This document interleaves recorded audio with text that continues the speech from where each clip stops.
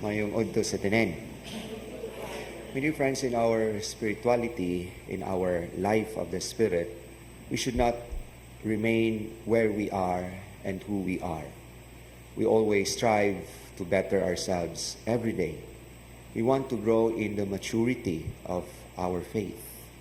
That we could not say that I am better now and there is nothing in me that I need to change. But every day we strive perfection. We strive to conform ourselves with God, with Jesus, and most especially in Jesus' ways of loving. We want to emulate God. And that is the reason why we better ourselves every day. So also the Lord wants us to experience breakthroughs in our life, transitions, and even progressions. In the story of our readings today, such as that the Lord wants His people to go into this kind of process of transitions, of progressions, of experience of death and birth, and vice versa. Even the great flood is always a reminder for all of us that we need to put a death of our old self, so that we may also put a birth of a new one. And therefore, the waters of the great flood signifies the waters of our baptism, where we've been baptized into the newness of life, the newness of being children of God, co-heirs of His kingdom.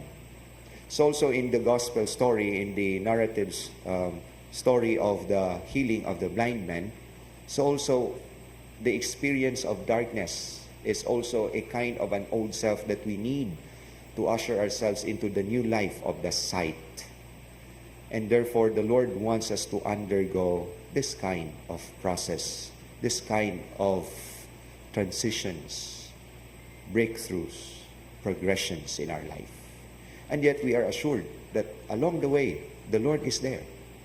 Just like when He restored the sight of this blind man, He did not just perform outrightly the miracle, but we notice that Jesus led the blind man outside of the village.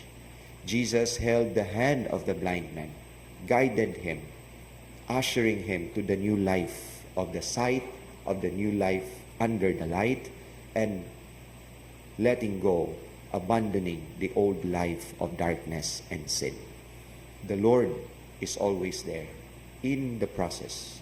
The Lord all the way is there, and He is holding our hands, so that all the more we come into the maturity of our faith, all the more we come into a personal and intimate relationship with Him.